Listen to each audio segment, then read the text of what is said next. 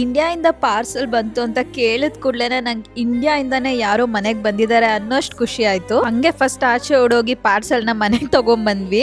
Seriously last time ಇಂಡಿಯಾದಿಂದ ಹೊರಡ್ಬೇಕಾದ್ರೆ ಅರ್ಜೆನ್ಸಿಗೆ and weight limitations ಇಂದ ಏನೂ ತಗೊಂಬರಕ್ ಆಗಿಲ್ಲ ಅಂತ ತುಂಬಾ ಬೇಜಾರು ಮಾಡ್ಕೊಂತ ಇದ್ದೆ. ಸೊ ಇಂಡಿಯಾಯಿಂದ ಇದು 2 ಬಾಕ್ಸ್ ಬಂದಿದೆ. ಫಸ್ಟ್ ಟೈಮ್ ಲೈಫಲ್ಲಿ ಎಲ್ಲರಿಂದ ದೂರ ಇದ್ದು ಬರ್ಡೇ ಸೆಲೆಬ್ರೇಟ್ ಮಾಡ್ಕೊಂಡೆ. ಬಟ್ ಫೈನಲಿ ಮನೆಯಿಂದ ಎಲ್ಲ ಗಿಫ್ಟ್ ಬಂದಿದೆ. ಸೊ ಓಪನ್ ಮಾಡೋಕ್ಕೆ ಸಖತ್ ಎಕ್ಸೈಟ್ ಆಗಿದ್ದೀನಿ. ಓಪನ್ ಮಾಡ್ತಿದ್ದಂಗೆ ನನ್ನ ಫೇವ್ರೆಟ್ ಸ್ಯಾರೀಸ್ ಸಿಕ್ತು.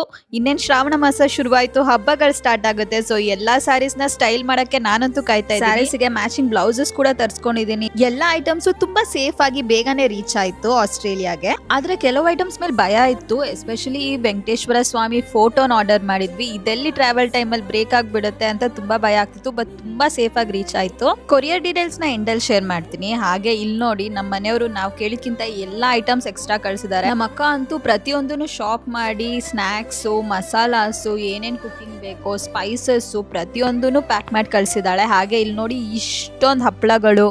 ಆಸ್ಟ್ರೇಲಿಯಲ್ಲಿದ್ದರೆ ಗೊತ್ತಿರುತ್ತೆ ಇಲ್ಲಿ ಬಾರ್ಡರ್ ಸೆಕ್ಯೂರಿಟಿ ಎಷ್ಟು ಸ್ಟ್ರಾಂಗ್ ಆಗಿದೆ. ಹಾಗೆ ಹೋಮ್ ಮೇಡ್ ಫುಡ್ನ ಯೂಶಲಿ ಅಲೋ ಮಾಡಲ್ಲ ಅಂತ. ಬಟ್ ನಮ್ಮ ಮನೇಲಿ ಮಾಡಿರೋಂಥ ಮಿಡಿ ಉಪ್ಪಿನಕಾಯಿ, ನನ್ನ ಫೇವ್ರೆಟ್ ನಮ್ಮಮ್ಮ ಮಾಡಿರೋಂಥ ಪುಳಿಯೋಗರೆ ಗೊಜ್ಜು ಎಲ್ಲಾನು ಫ್ಯಾಕ್ಟ್ರಿ ಸೀಲ್ ಮಾಡಿ ಸೇಫಾಗಿ ಕಳಿಸ್ಕೊಟ್ಟಿದ್ದಾರೆ. ದೇವ್ರ ಮನೆಗೆ ಸ್ವಲ್ಪ ಐಟಮ್ಸ್ ಬೇಕಾಗಿತ್ತು, ಅದಿಲ್ಲೆಲ್ಲೂ ಸಿಗ್ತಿರ್ಲಿಲ್ಲ. ಅದೆಲ್ಲ ಮತ್ತೆ ನನಗೆ Indian hair care, skin care products ನಾನು ಯೂಸ್ ಮಾಡೋದು, ಅದು ಎಲ್ಲ ಬೇಕಾಗಿತ್ತು.